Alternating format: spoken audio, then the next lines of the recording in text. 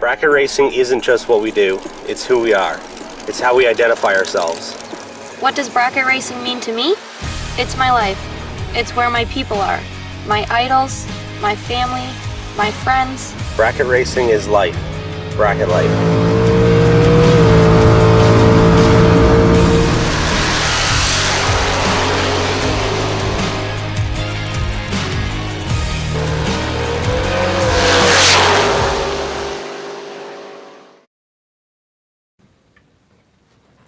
Hello and welcome back to the Bracket Life broadcast. We are mid-January here, episode 95. Brandon here, unfortunately, not with my good friend Andrew Stark. Andrew is battling the cold weather, has no heat in the shop right now, so not very fun. Not the ideal time for your furnace to quit. So Andrew is having, I'm sure, the most fun over there without us. But I'm sure he's also wish he would rather be here. We'll go through. We will make this work. That's all good. We'll have a lot of fun.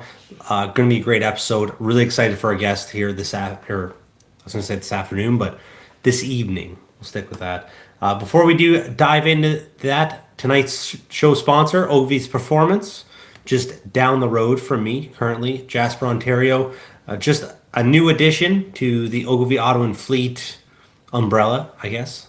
Lots going on there between the brains of Mike Ogilvie, Todd McIntyre, and I'll throw in Dave Rennie because, Dave doesn't officially work here, but he kind of lives here kind of almost part-time at this rate. So lots of stuff going on, lots of brain power, lots of years of experience and knowledge going on there. I've already started to see the difference in things that are going to start happening here just with my own race engines that are coming apart as we find issues or ways to make them better.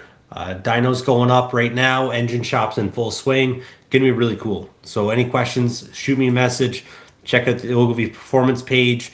Check out Ogilvie's Auto and Fleet, the website, all the stuff on Facebook and Instagram. Always updates going on there. Or send us a message. Yeah, and we'll get you sorted out, get those race engines ready to go. Like I said, it's mid-January already, so you got to start thinking about getting ready because May is going to come very fast, which is good and bad because I got a long to-do list still, so we'll get through that. If you are tuning in live, be sure to comment, let us know you're here, hanging out, questions, comments throughout the show. Keep up on the discussion. It's a lot of fun to do that. We love seeing the comments and interacting with everybody there. We'll jump into the Canadian countdown. Not a whole lot to talk about right now. Big announcement or big Canadian news so far. St. Thomas Dragway put out, I guess we can start here. Grand Bend and St. Thomas officially signed over to IHRA. That was an expected thing to happen, seeing as they were WDRA tracks. So they're both IHRA now. St. Thomas looking to put on a big money race.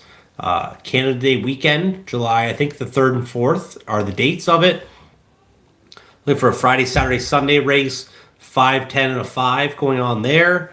So they were looking for sponsors. Anybody that's interested in that, check that out. That does overlap with a Super Tour event at Luskville, but lots of big money racing to go around in Canada and here north of the border. So yeah, pay attention to that, see what's going on, and support your local racetracks, especially when they try to go out on a limb or take a risk with a big money event maybe that they hadn't done before.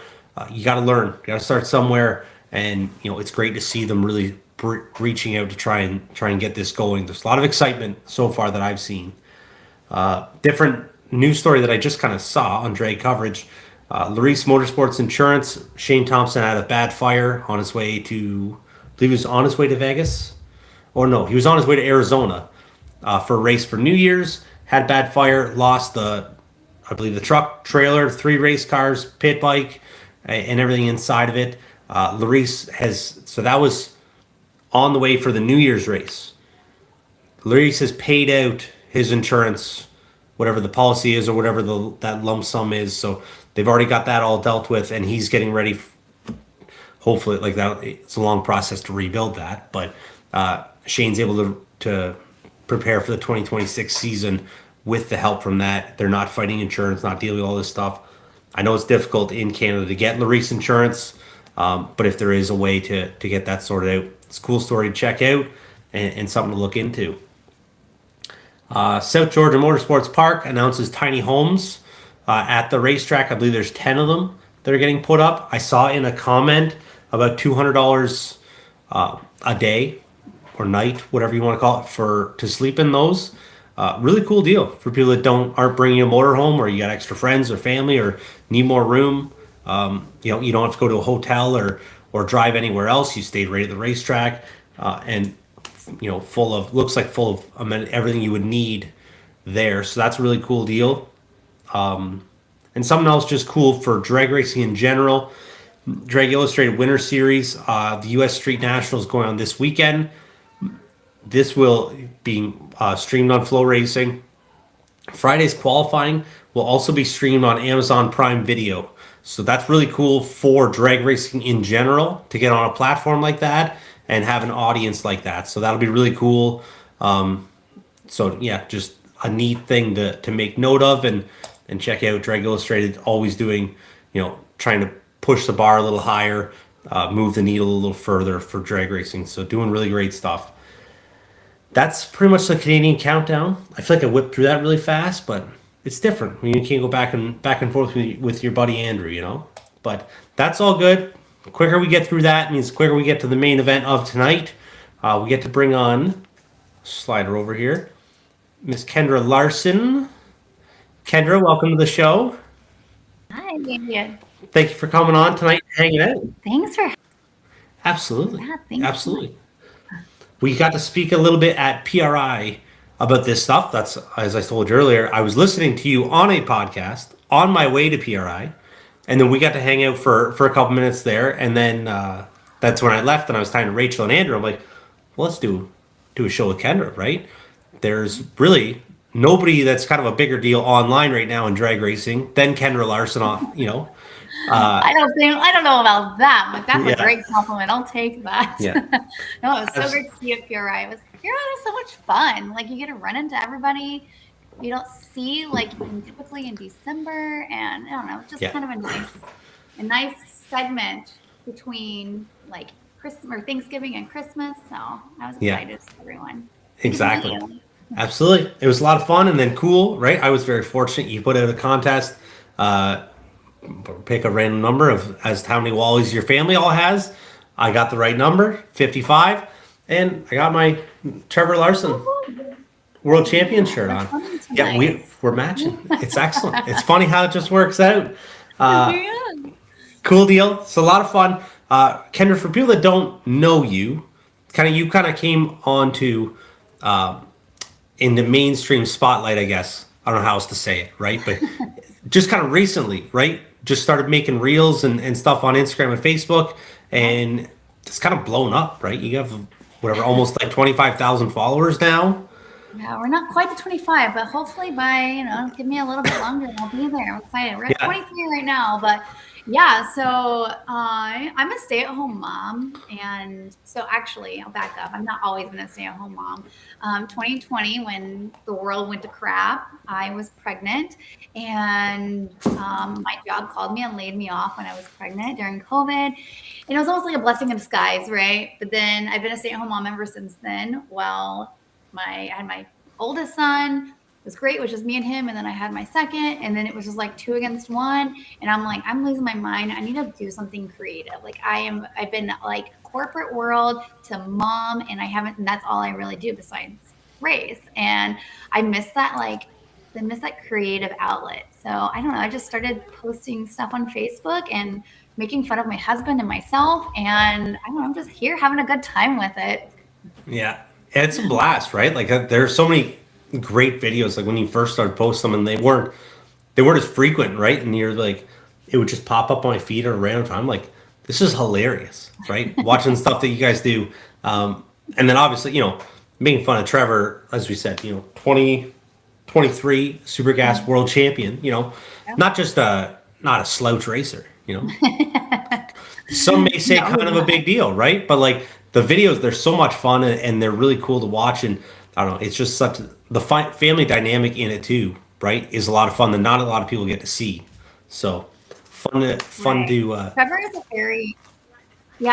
very like private guy actually, and he's it's so much fun because I have if you like start watching, if you go back in my reels, like he's so awkward and some of them like he hates everything that I make him do, and like he's now starting, he still doesn't enjoy it, but it's less of a push. He's like, okay, let's just get this over with type of thing now. But he's such like a private and reserved guy. Yeah. Like a lot of people think that he's very arrogant. He's not. He's just a very quiet person, and I'm the polar opposite at a time, and be totally fine. Like that's why I started recording myself. I talk to myself, and I'm like, I bet people would like to hear this. But I don't know if they do. I just ramble all the time on my stories.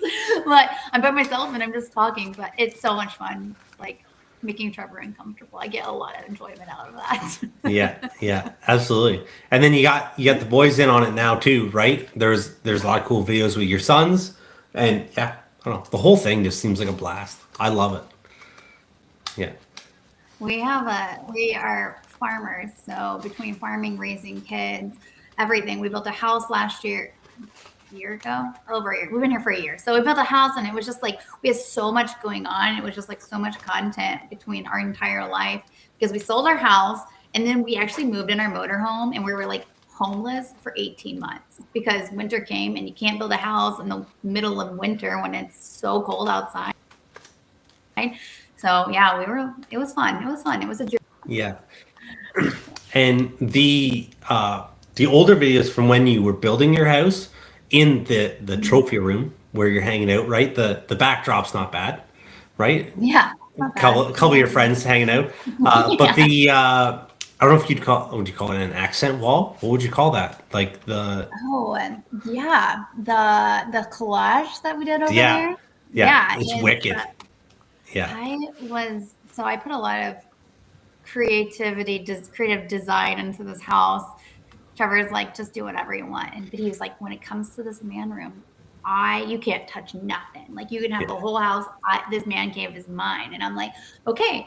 Well, then it was like getting closer to time to like, I don't know, put hammer and nail together. And I'm like, well, what's your plans here, babe? And he's like, oh, we'll just wing it. And I'm like, it don't work that way. Like you need to have a plan. So, and I was like, okay, I threw some ideas at him, and I was like, I think I want to wallpaper an entire wall and just do a collage. I know it's going to be outdated as soon as we put it up, but like we can just put a sticker over it and it's a collage. It's all messy and crazy. And it's just, I love it. It's probably our favorite wall in our entire house just because I'm looking at it right now when I look over it. But it's just like our life. Like our kids are on there and just so many memories. Yeah, it's definitely fun. Our friend Jordan Pratt, I called him up and I was like, Jordan, I want to do this. And he was like, okay. And I was like, can you design something? Can you print it and do it all? And he's like, sure. So he did it all. Jordan Pratt with Top End Graphics did that for us. And we had another friend come install it because I hung wallpaper once and I'm not very good at it. And this is, I don't know, similar to it. It's like a wrap wallpaper deal. Yeah. We'll like leave it to the professionals and a lot of lines to line up. Yes. We built our house 2 years ago. We hung wallpaper in both the girls' rooms. And yeah, it's not fun. That's terrible. It looks great when it's done. Yeah. Stressful times. But that wall, that is, I don't know, that I want that. Like our basement's not finished yet. And I'm like, that's what I want. I told Rachel, I'm like, this is what we got to do. We got to do something like this because it's so cool, right? I think not enough people have seen it or appreciate that because like it is wicked, right? Great idea. So cool to see that, and then cool to follow all that stuff. Like you said, it is all outdated. That's the unfortunate thing right away. But either way, it's still wicked to look at. Throw a decal on there and be fine. That's it. Update it that way. That's it. Exactly. Not a big deal.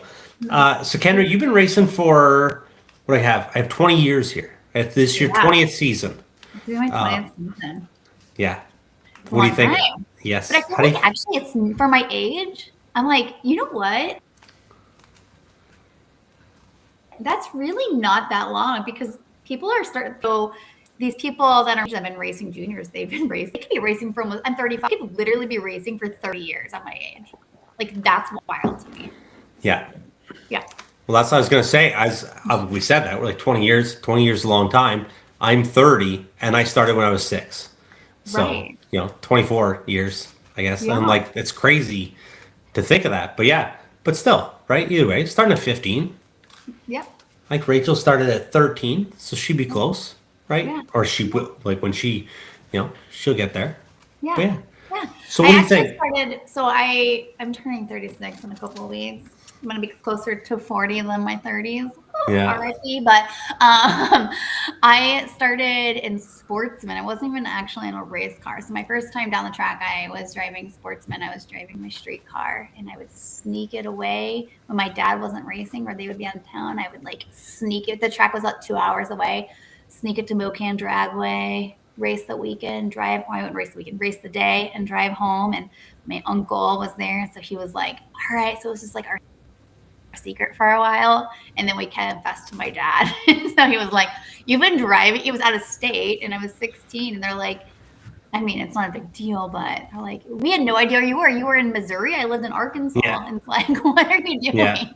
Yeah, but it was fun. Yeah. It was a good time. And then I went from Christmas Eve, that same year, Christmas Eve, my dad brought me into the shop, and he's like, "Hey," he had 2 cars, and he ended up giving me one. He put a small 383 small block in it.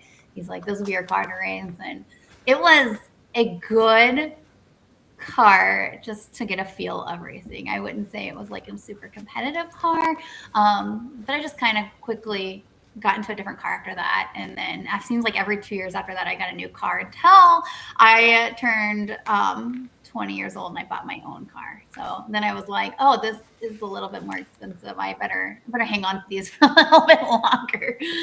Yeah, exactly.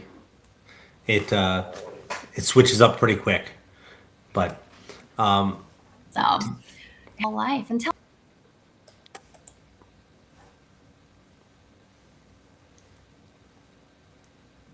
oh, we cut out there for a minute, Kendra.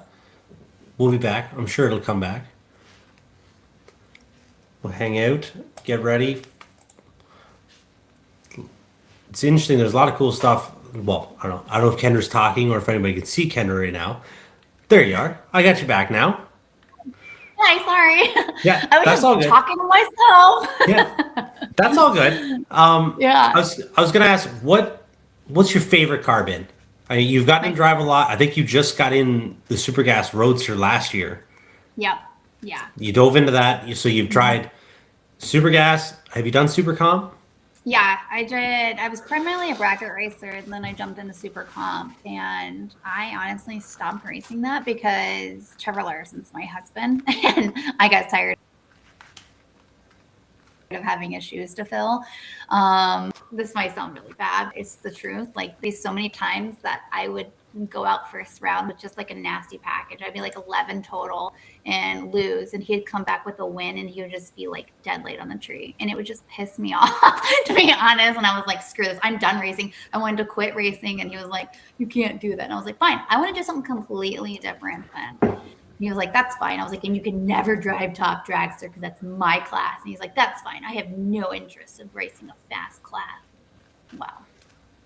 And here we are. He lied. So Yeah. Here we are. It was only a matter of time, right? Oh yeah.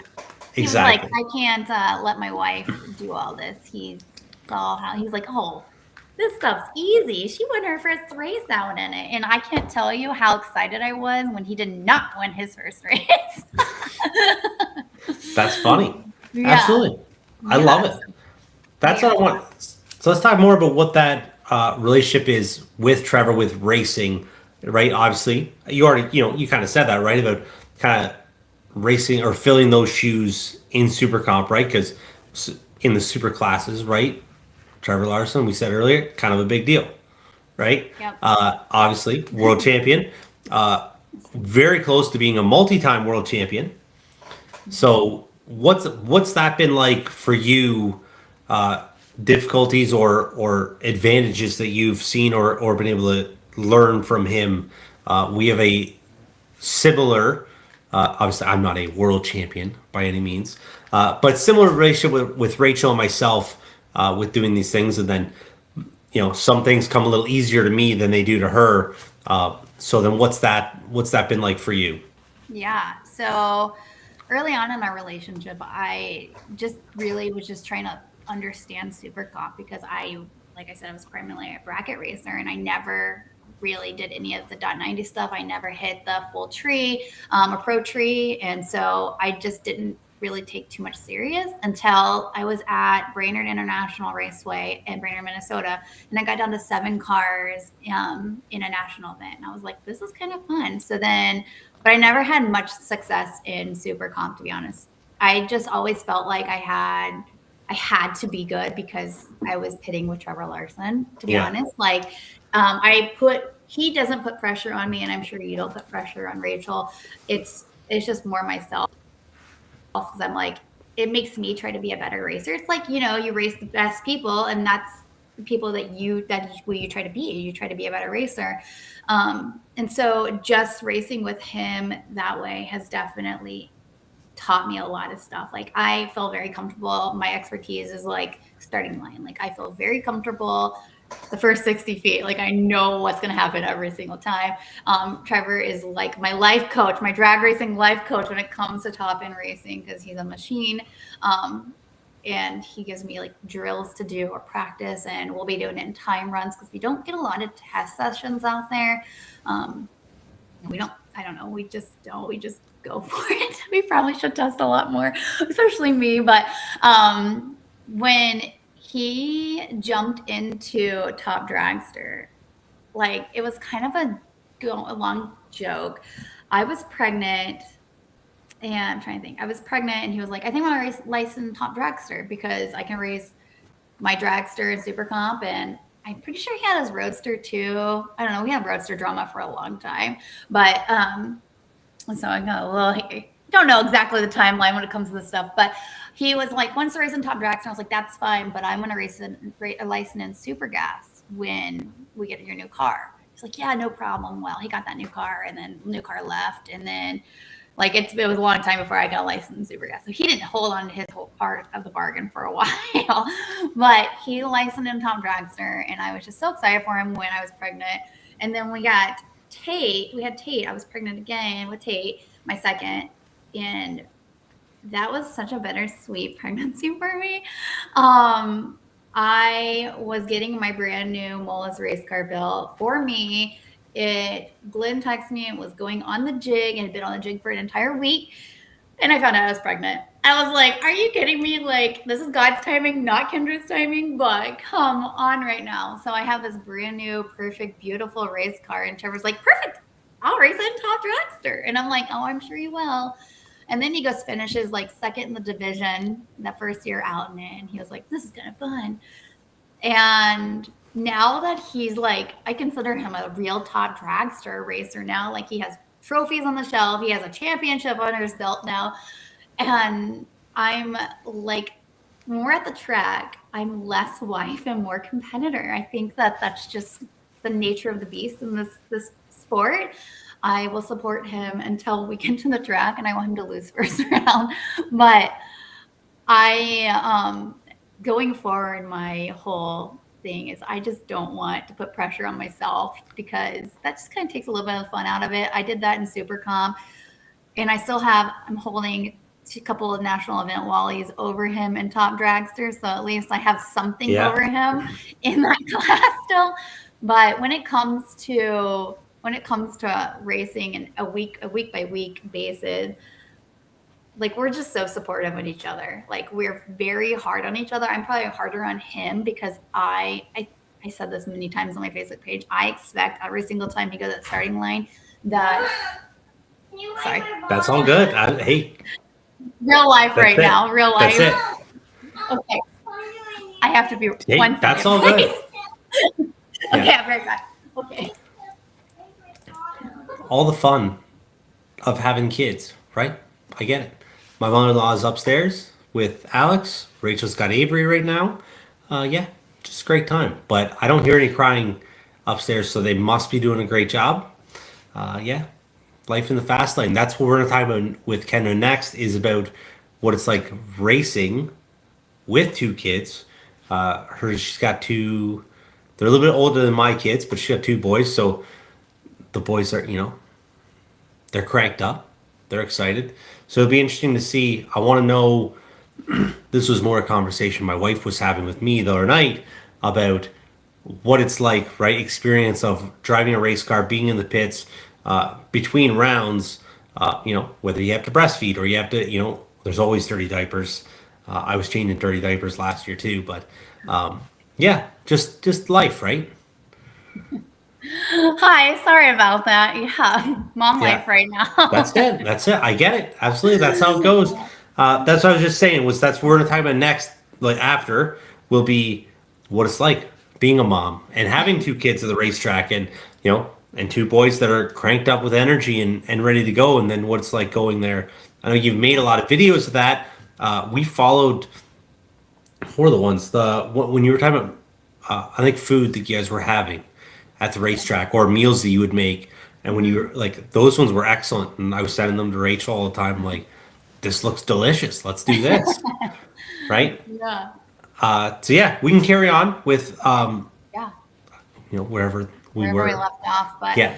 no. So when it comes to competitiveness between me and Trevor, he's super and ultra supportive when it comes to anything that I want to do. When I randomly was like, "Hey, let's put spray on my car," and he was like, "Okay," and I was actually kind of joking, and then I ended up with nitrous on my car. And I wouldn't say I'm as supportive with him because when it comes to a top dragster, at least, especially this year, I'm like trying so hard to keep a smile on my face and be super happy for him because I mean he already won a Super Gas championship this year. He had to go win it one top dragster, and I like was kind of not bitter. Obviously, I'm being a wife, but I'm also a competitor, right? Rachel and I Yep. can probably just like, yes, girl, I know what you're talking about. But we're at Brainerd and for the divisional. And he goes, "Hey, I'm gonna need your car to qualify because the field this year was just ridiculous." And I'm like, okay. So he races the first race in it and he barely qualifies, but he qualifies. And so he actually doing that locked up the championship for him, but also doing that just for the way the schedule is for 25 and our farming schedule. By me giving up Brainerd, I actually cost myself any division points. So with NHRA divisionals, you have to have at least a minimum of 3 home divisions in division. Oh, okay. And I only had 2. And I had more out of division, but it didn't matter. So all my division points for 25 went out the window because I sacrificed my car to give to Trevor. So Yeah. I'm like happy. I'm like, you better have won this because Yeah. but yeah, so no, we're very supportive, but I think I just moving to a different class and having my own space for a while, I was able to focus on me as a driver and see who I am as a driver and not trying to be Trevor Larson. You know what I mean? Does that make sense? For sure. Like, Absolutely. yeah. We discussed that because last year, 2025, Rachel was pregnant with our second baby with Avery. I drove her race car all year. What is up So with did you? it say, I don't know. It's just a thing. Hers is a Mullis car as well. So No. it just worked out. So Something in the water. jumped in, raced that, and whatever is what it is. Won 3 championships with that car. And Alex, our oldest daughter, she only knows, like, she only remembers she saw Rachel race it when she was 1, but that's different. She doesn't remember. So this year, right? So now when she sees mommy's race car, no, that's daddy's race car, right? Because she's only ever seen me drive it, not her. That she remembers. So it's challenges like that Yep. that are going on, but that'll change in 2026. Rachel gets back behind the wheel and goes through all that. But yeah, it's very interesting. That's why I'd like to get a door car so I could do something like race on the other side of the ladder. Like Yeah. for us, it's split. So then, she can run the dragster side. I'll run the door car side. We don't have to intermix until like if we get to the finals with each other. Yep. So, which then who cares, right? But Right, yeah. I can Celebration, no matter what. understand that because we're already planning for, if we go away or we go to a big race and then it's like, okay, well, what car do we drive? What's this going to happen? Well, who's going to look after the kids? And then so who's not racing? It's all those logistics. So, what's that like for you? I guess that'll segue into our next conversation of What's it like for you being a mom and racing? What was the early stages when the boys were really young? They're kind of a little bit self-sufficient now, Yep. right? Yeah. But what was that like when you first started and had Yeah. kids that are Right. my kids' age? Yeah, so this might be like a little TMI for your podcast, but I'll say it anyway because that's just the person I am. I breastfed for a very long time, and I breastfed my oldest and his entire first year, and racing. And I don't know if your wife is doing that or planning on doing that, but racing and breastfeeding was extremely challenging. I mean, babies are on a timer, and Yes. so if you're the only supply of food and you're in the staging lanes, whoever's watching baby is having the most miserable time ever. Yes. And I remember like I would get back from a pass and someone would be holding my child at my car. Be like, take him, he's yours now. And I'm like, okay. And just having to this breastfeeding part was super extremely challenging. So any mom that is racing, that is in that stage of life, that is doing that, you guys have no idea what kind of pressure, because not only that, you have to keep ourselves hydrated so you can keep your supply, you have to keep your baby alive. Yes. Like there's so much more to it when it comes to being a mom that races. And so, like taking care of my baby, taking care of my race car, entering my runs, just try to be competitive and keep the mindset. But I think my biggest thing was I wanted to be in my car so bad. I just needed a break. Like I just needed it. And it gave me so much more motivation to be back in the staging lanes, to try my very best, that I was able, it took me a little while. It took me a couple of months, but I was able to literally like, okay, out of sight, out of mind. This is my time. You want this right now. Like this is your time. You need this. At the pits, it was just chaos. I mean, babies don't sleep all night long. Yep. My girl doesn't sleep all night long still, but I remember Tate. So my boys both up in the middle of the night at the racetrack trying to deal with Tate, my youngest, and then he would cry and wake Slade up. So now I have 2 kids awake, and my husband's just over there sleeping still. And I remember being in the staging lanes after I won a national event, and some I'm going to call it you dads for a second, but I had a dad I interrupted their conversation. He was talking to Trevor and he was like, yeah, I just need to get a motorhome or something. Like he had just had a living quarters dream. He's like, my wife was up all night with the baby and I just couldn't get any sleep. His wife didn't race. He's like, I just couldn't get any sleep and I'm just exhausted and I'm trying to race. And I like looked at him like, yeah, can you imagine trying to do that and race? Like, come on. Like, are you serious right now? Like, Yeah. I'm sure your wife will be like, yeah, I know what you're talking about. Absolutely. Absolutely. Yeah. She will be. That's exactly that's what our 2026 is going to look like. Exactly what you described. With those challenges, Alex was different. She took a bottle the whole time. She had to. I don't know. That's where kids are different, right? Each kid, you roll the dice and see what happens, but they're not the same. It's not the same experience from the first one to the second one. But yeah, Alex was easy. Like she took a bottle, so as long as you had a bottle there, and then somebody to feed the bottle to the baby, right, wasn't really a big deal. So where Avery's going to be much different than that because she has zero interest in the bottle or a soother. So she just wants mom. Yeah. So that's that'll be the experience that we have to deal with, and then the support that you also need in those times, right? Because you can't or moms or whoever in general can't be just hung out to dry. So it'll be a full team effort with everything, right? To take care of the car, and the baby is the priority, right? As much as everybody wants to win and we're cranked up, but whoever's got to look after the kids, that's who's got to deal with that, and then the race cars, they all still got to get done. But it's there's a lot more that goes on than what people understand who don't have kids or didn't have kids in this environment, right? Right. Yeah. Of racing and being busy. I forget who I was talking to. Whatever, it was one of the Super Tour races here, and then in between rounds, I think Rachel was doing some with Alex, and then, or no, I think I was. Yeah, we didn't have Avery at this point, but whatever. We're in the motorhome, and I'm changing dirty diapers, and Rachel's just laughing at me because she's forcing me to do it because she's had to do everything else with the kid. our kids or whatever. And yeah, I'm like, whatever. You just roll up in next round. Or, oh yeah, you relax in between rounds. No, I'm changing diapers. Yeah, You know, right, right. yeah, doing what's got to be Absolutely. done. But yeah, Yeah. it's No, this carry Trevor on. got a taste of a little bit of mom life at the racetrack. It was the first divisional race that we went to last year. It was a tri-state, and he was racing Top Dragster, and I was like, I just need a break. Like, I want you to take the boys, take them racing, and I just want to stay home. Like, I'm a stay-home mom. I just want time by myself. I want to clean my house without having to get it destroyed 5 minutes later.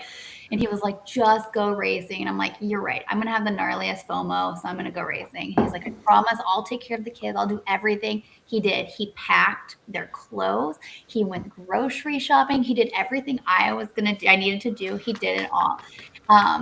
It was great that I ended up coming because he ended up winning that race. And we were driving home and I looked at him and I was like, can you imagine if I wasn't here and you were trying to, because he's never went racing by himself with our kids. And I've done it twice. And when I say by myself, I meant just like either me or him.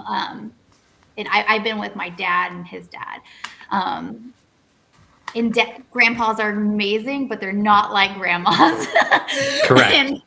Correct. So I just looked at him. I was like, could you imagine, like, if I wasn't here, you probably wouldn't have won this race because you just can't like do that without help. And so he went on the next, like that last season, he was like really interested. He was like, okay, like I know what it takes now, and we're really able to tag team. It just took a while. And I think it was just like our roles in our household anyway. Like I'm a stay-at-home mom.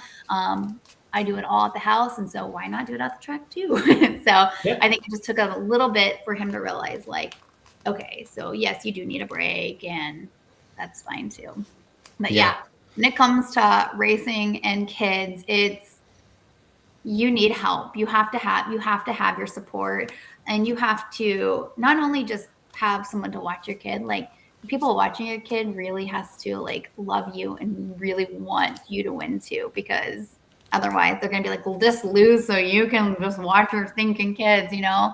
Yeah. Our kids, we raise our kids, and I don't see this, I'm seeing a little bit more, and I don't know if it's something that I've done, but my kids were raised in the staging lanes. Like I said, I have FOMO, and we have so many cars that I want to be in the staging lanes for every single class that goes down the track.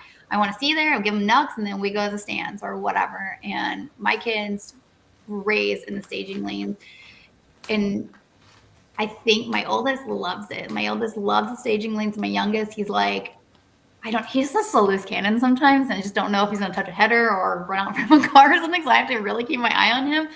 But yeah, no, just kids at the racetrack, they're great. It's a lot of work, though. And racing with them. Yeah. I do a lot less, like, socializing after the races and more, like, go to bed, put my kids to bed, and by the time my kids are in bed, I just lay in the back bed. The generator noise, the air conditioner noise, I'm like, I am out. This was an exhausting day. Yeah. We've done the same, like how much it's changed. Like we'll still go out or whatever. We'll take them out on Saturday night, but you're not up nearly as late. And then especially when you know that, you know, whatever, 3 or 4 in the morning, they're up and probably ready to go. Yeah. Right. Yeah. And then, so it's definitely changed your life in that aspect. It's funny when we had Alex first, and then we were talking about racing and oh yeah, well, it's not going to change, and I'm still going to do all this, and Rachel's going to do all that, and somebody's like, well, what if she grows up and she doesn't like racing? I'm like, well, she better get used to it because she's going to be at the racetrack. So I don't know, let's learn to survive there, I guess, you know. But she seems to love it so far. She loves all the people, and I don't know. The racetrack it's so much fun to have kids there because it is such a big family. What's it like for you guys? Because for us, right, we have our 2 or 3 tracks that we go to for the most part every year. We'll venture away for a couple of them, but doing the NHRA stuff, you guys can be you'll frequent, say, one track maybe 2 times, maybe 3 times, I'd imagine, at most in a year. So you're always at different places. What's that like for an environment and being around different people. Yeah. When it comes to like kid wise, my kids are an amazing travelers. They've been traveling since literally they were like 2 weeks old. They've been at the racetrack traveling. We make it the best that we possibly can because I feel this way more a little more than Trevor because that mom guilt that I get. I am forcing my kids to be there because of me. And I'm like, is this selfish? But like, if you ask them, they're like, I want to be a race car driver. And I know that I'm not being selfish, just the awesome lifestyle that we're living. But I try to set up like a fun camp for them, like a swimming pool if I go to the hot races and stuff. And just like different things. We have like air jumping house and stuff that we bring. And so we have like you guys have like a bunch of friends, a community. We'll have our friends come over with their kids and then we'll have like a play date with jump houses and swimming pools and stuff like that. When we go to different tracks, it's great. But it's not great when Trevor's parents can't come or my parents can't come to watch our kids.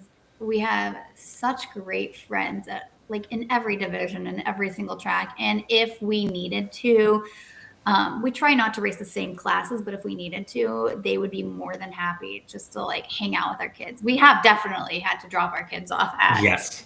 Our kids think that they're strangers, but they've actually been lifelong friends for us for a while. Yeah. But just seeing it for our kids, like I'm only seeing these people like, I don't know, once this year, and I don't know them from last year. So because they're still young, but yeah, just traveling on the road, racing is great. I mean, I say great. It's great in the first half of the year. At the end of the year, we're like, all right, we have 2 more races. We can do this. Like, do that Walmart pickup, prep before we go, load the stuff, get home, gotta do the laundry, gotta do all the stuff. And it gets to be a lot because, like, we're gone like 14 weeks a year. And now that our oldest is in kindergarten, we're slowing down a little bit. We're cutting back some because we can't have him missing all these school days for us to go racing. And I joke that I'm like, maybe we should do homeschooling so we can go down south. Like we have not been to the Gators yet, the Gator Nationals in Florida. And so like, well, maybe one year we'll just homeschool our kids so we can do that, or they'll stay with grandma and grandpa. But yeah, no, traveling is a lot of fun. And you meet so many different personalities and so many different divisions. And it's kind of fun. Like we've been to every division except 1 and 2. I have at least. And each division has its own personality, I feel like. Like you got California, like Division 7, it's just like the cool guys. Like it's just the cool guys. The down Division 4, like Texas, Louisiana, they're like, oh, I don't even know. I don't know what, like, they're just like, I don't know. They like are the ones that like work with their hands. I know everybody in this racing world works with their hands, but they just like don't even care. Like they're in the South, they're in the dirty South. They don't even care. And like Division 5, I swear to you, I mean, maybe because we're so close to Canada, like we are the nicest division out there. I tell you what, like seriously, like don't they say Canadians are so nice? At least down here we say that to you guys. I don't know if you guys say that up there, but like Division 5 is just so nice. I don't know why. And I'm a Division 5 transplant. I'm originally a Division 4 Arkansas girl. So I moved up here and I'm like, wow, everyone is so friendly. Like it's just so nice. But traveling is a lot of fun. It's a lot of time on the road. You know, you have those problems when the motors go down and stuff, and we actually don't carry a spare motor with us. We should, because we have 5 cars all the time with us, but we don't. There's been times that we've had a lot of good friends. They'll just, if we're in a championship points chase, they'll loan Trevor a motor or whatever, and it's just, you know, probably very similar up there. It's just a big community. Yeah, it's a lot of fun. Is there any advice or like 1 or 2 rules or that you would give to parents going to the racetrack with young kids, whether that's stuff like something to bring, something to do during the weekend, something to make the day, like the drive go by? Is there any advice you have? Okay. My thing that I started doing a couple of years ago, and I don't do this every race because we race a lot, I would create like tubs of activities to do. Either that's like bubbles or Play-Doh, or just like while I'm racing, whoever's watching my kid can just open a tub and like color or whatever it would be. And sometimes I make a couple throughout the weekend. If we're racing a double, it's like 4 or 5 day event. So there's more things to do. So I recommend doing that, especially when your kids get older. And so there's not so much pressure on whoever's watching your kids. Prepare snacks for your kids. They eat so much random crap throughout the day. And when you have Uncle Dan that's watching our kid, we do have an Uncle Dan. He's not blood, but we call him Uncle Dan. So he can just go and grab whatever snack that I approve of. Yeah. Otherwise, Uncle Dan, Slade knows if he goes to Uncle Dan's motorhome, he can eat a whole bag of Skittles. Yeah. But travel-wise, honestly, it's survival, especially when we travel so much. Like we'll travel like 12-hour days, and it's just survival. I know a lot of people like frown upon screen time and iPads and stuff, but like I skip my kids an iPad, and I'm like, here. I mean, we don't watch iPad at the racetrack. We're outside. They're probably barefoot most of the time. But when we're traveling and on the road, it's survival for sure. And we'll be, if they want to get out, I actually, this is full transparency. When we had Slade, I did not make him stay in a car seat the entire time when we were driving, because we're in a motorhome. And I was more okay with it. He would kind of roam around, and it was great. It worked great for him. He was our very chill kid though. And then when Tate was an infant, he was crying. We're on our way to Billings, Montana for a Division 6 race out there. And Tate was crying. We were 20 minutes away. And Trevor's like, just pull him out and feed him.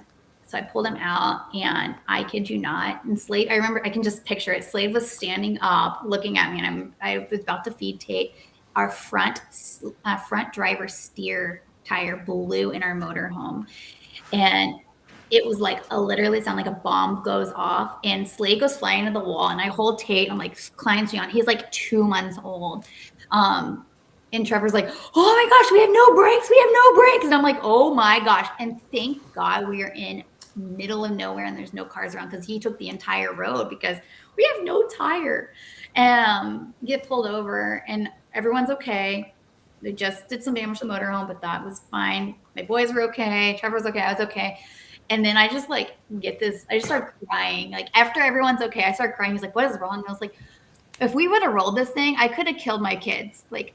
And after that, that's why I'm really honest about this, that I was that way. And after that, I have a strict rule that my kids do not leave the car seat, because you just never know when anything can happen. And it took that experience. And maybe this is why I'm having this platform. Maybe I can save a life and a child's life that says, even if they are crying, just let them cry, because the 20 minutes it took to get to the gas station that we were we never got there to that gas station, and it could have really never ever got there if Trevor wasn't a good driver and wasn't paying attention. So maybe that'll be my biggest advice. Don't do it. Don't pull your kids out of the car seat even when they're crying, because you never know when anything can happen. And it is very hard, right? Like that on those long trips, it's difficult not to, right? And then they have a lot of energy, especially at your kid's age, as Alex is 2.5 years old, and then closer to 3, I guess, when we start racing.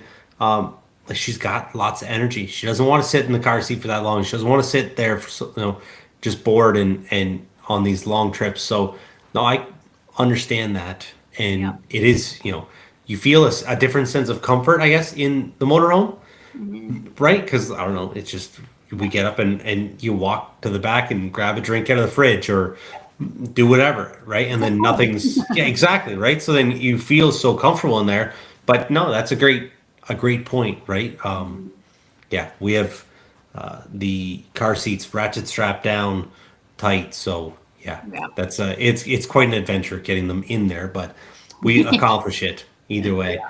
But stressful times. That's a hard story to share, I'm sure. There's it's not my brightest moment for sure, but I definitely would like to share it because it's an important topic for sure. Absolutely. And there's I'm sure that, being on social media, there's a lot of judgment that comes to different things, but we have to be realistic, right? This is, everybody does it or everybody thinks about it or nobody thinks it's a big deal and oh, that's not going to happen. And something like you can blow a tire at any point in time, something on the road or something goofy like that, right? You never know, especially in these big trucks, right? The big motorhomes with there's a lot of weight there and a lot of length, obviously, and a boatload of race cars in, so you never know where it can end up. So absolutely, it's great advice. I didn't think that's where we were going, but that was great. That was excellent. Yeah. Kendra, you've been doing a lot of stuff on social media that's talked about your journey with getting your own, like a fitted fire suit for you, right? Yes. We know this. Right? My wife races, her sister, her mother. There's a lot of women in my life that drag race.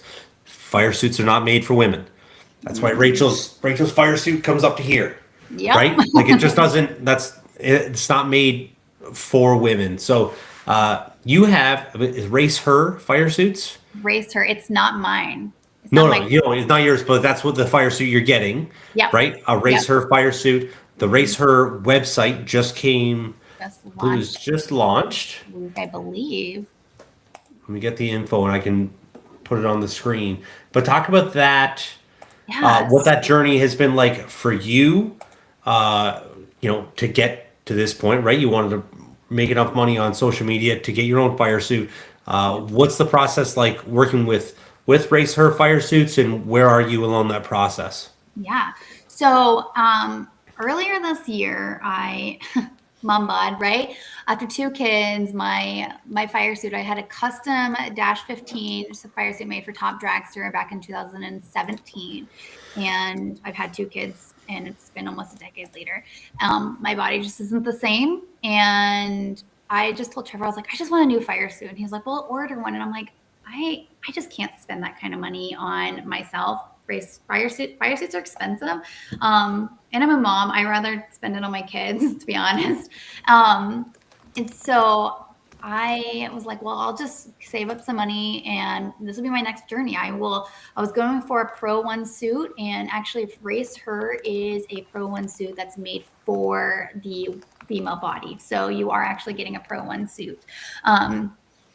And so I just started this campaign that I was like, this is very out of my comfort zone. I'm basically telling everyone that I'm not the same size as I was when I was 27 years old.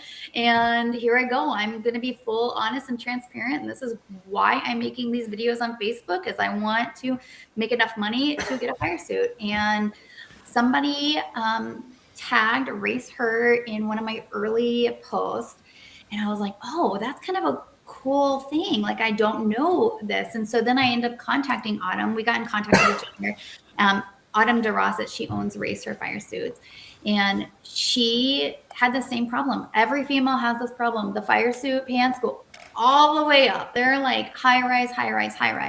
And because our hips are so wide. So she has taken it on herself to find the measurements for females. She's taking, I think she goes from extra small to 3XL, and juniors all the way to a Dash 20 layer fire suit.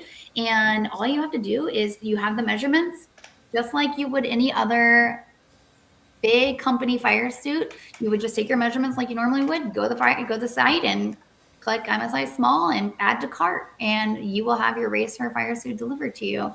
So like I said, it is a Pro 1 suit, but it's by Race Her, that is designed specifically for us, and it fits us. So we are in the process, and we talked about, I went back and forth if I was going to get an all black suit that matches all of her branded items. And I told her, we're talking, I was like, I'm kind of making a big deal about this fire suit.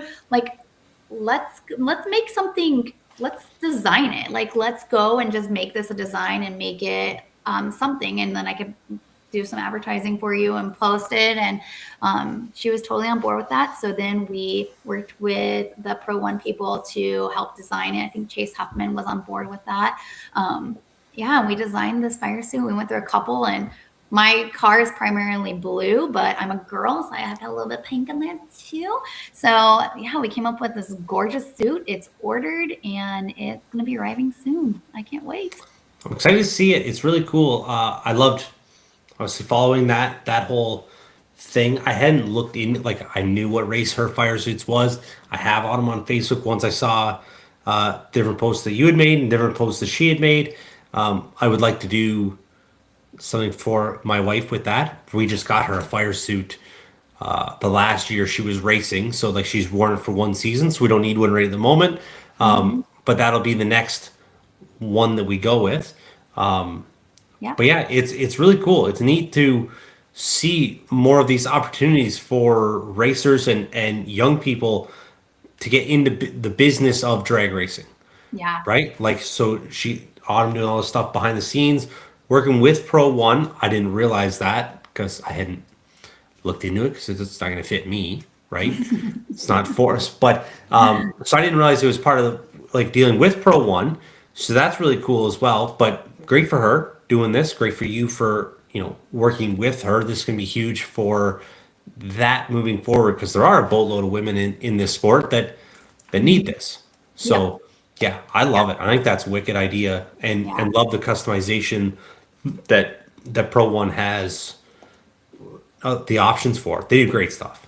Oh yeah, they have great stuff. I have my 5-layer is a Pro One suit, so I'm really excited, really excited to have a suit that fits me. My first one, like I said, it was a custom, and so should clarify that my first suit that I did in 2015 or 2017 was a custom suit because I got tired of them going all the way up, right? Yes. And so Race Her is not a custom fire suit. She has done all the hard legwork, making the sizes fit. The jackets and pants fit female. So it's where our waist should be, where all of our curves should be. So just like any other fire suit, an off the hanger fire suit, it's just like that, but for females. Yeah. Yep. Yeah. Wicked. I love it. A lot of work. Good for her for getting to that point. And excited we will be following to see just how great it does fit when you do get yours. Kendra, absolutely. You had a great post about goals. And then, your goals for 2025, your kind of reflection on that and what you're doing in 2020 or 2026. Let's recap this for anybody who might not know that. What are your goals for this upcoming year and how do you plan to accomplish those? Yeah, so I'm still working on some of these personal goals. I haven't quite figured it out yet. I got too many. I need to drill down one or two. My racing goals and it's been my racing goal for a while. But my racing goal is I want to win 2 Wallies in a year. I have yet to do that. I don't care if Trevor wants me to win 2 divisionals so I can have a chance for running for a championship. I'm like, I don't even care. I'm not picky. I don't run points. I run to win the race. I know that's Trevor's mentality is to win championships. I'm just there for the moment. And so I don't care if it's a divisional. I don't care if it's a king of the track thing. I don't care if it's a national event. I don't care what it is. I just want 2 Wallies in 1 year. So that's my goal. Richard and Trevor are on board with that goal too. My father-in-law is Richard. My motor went down last year and we have not saying put my car on the back burner most years to make sure that other cars are ahead of mine, but it just kind of the way that it has went. And so I've usually the last couple of years I have started my years with really just crappy cars, to be honest. Like something small always goes wrong and it's just like a wild goose chase to find it. And I'm really excited this year. Trevor and Richard have really taken the time. Like my car is in the shop. Both Trevor's cars are in the trailer in our garage. So my car is has prime real estate right now. We're putting a lot of focus on that to make it the best that it possibly can be so we can have the best car out there. And we're doing a little bit different setup next year. We're going to put a little bit more spray, so I'll be going a little faster. So they're just trying to make my dreams come true. This is all it is. This is a dream chase. So, yeah, that's my goal this year is just to win 2. I mean, I will be greedy to get more if the world lets me do that, but that's my goal. Yeah, awesome. I love it. This has been a lot of fun, Kendra. I appreciate you taking the time to do this. I don't know. When we talked about this before, and you're like, "Oh, what topics are we going to be?" And I'm like, honestly, I was upstairs getting ready to put the girls to bed, And I'm like, that's a good question. Like, what are we going to talk about? And I'm like, well, I don't know. I sent you back a message, but I'm like, overall, I'm like, we'll just talk about racing, right? It'll be fine. We'll figure it out, right? It all comes together. This has been a lot of fun. It's really cool. It's neat to get a bit of a different perspective, right? I said it before. You talk to 100 guys that race. Everybody's got kind of a similar view, right? Nobody's really earth-shattering on different things that we do, but the life of not just like a woman racer, right? Not that that's any different than a man racer, but a mom racer is totally different, right? There's so much more going on. So it's really cool, to obviously talk to you. We were going to try and do this with me, you, and Rachel with the 2 kids. That's very difficult at this age. Maybe something in the future that would be really fun to do because of the similarities, right? And then just the connection that, right? People that know, right? I don't know what that's like. I don't have that experience, and I will never have that same responsibility of those kids being on me as much as mom does, right? Yeah. So like the respect and appreciation I have for that is huge. The work that it's going to take this year for our first year racing with 2 kids is going to be tremendous. So it'll be quite a time to see, but love talking to you. Love talking to all, seeing all your videos, seeing what you're doing. I love how much you share with the world, and how much you make kind of everybody feel welcome, right? Because you're like, oh, well, this is kind of something goofy, right? Is this normal? Is this just us? Is this what everybody does, right? The whole thing is a lot of fun. So love that you get to do that. Love that you're having great success with it, and that you're having you're accumulating a great following, because you don't need to just have a number 1 on the side of your race car and be a world champion to be recognized and celebrated in the sport. And it takes all kinds of people to keep the sport going, right? If it was only the people that won world championships that showed up, then there'd be not very many people showing up. So I love how you bring the personality to drag racing and show it to the world. So it's really cool. That's about it. That's kind of my end speech for you. Thank you so much. No, this has been a lot of fun. It's been a lot of fun to get to know you, and I can't wait to get to know Rachel a little bit more. I can't wait to hear and see how your year goes with 2 kids. She's gonna have a lot of fun. It's gonna be a lot of fun. It's gonna be a lot of fun. Yeah, absolutely. Yeah. That's the spirit. We'll make it work, right? It'll be all good.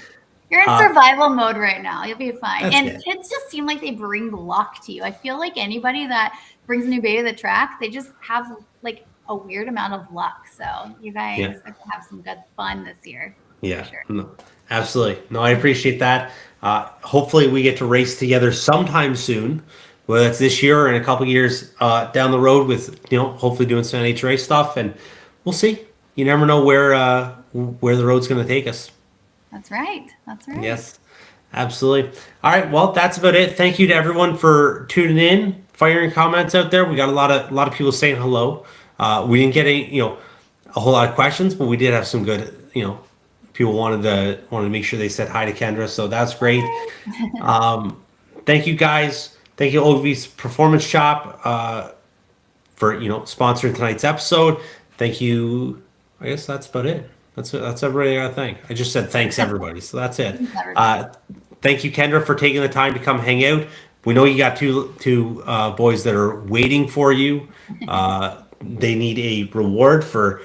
We had a pretty good night, right? We had 1 interruption. That's kids, right? That's just life. So thank you very much. We'll talk to you again sometime soon, and maybe next time it'll be you and Rachel or the 3 of us hanging out. I love that. Yeah. You have a great night. Thanks again. Yes. Thank you guys. Have a good one. See you later. Bracket racing isn't just what we do, it's who we are. It's how we identify ourselves. What does bracket racing mean to me? It's my life. It's where my people are. My idols, my family, my friends. Bracket racing is life. Bracket life.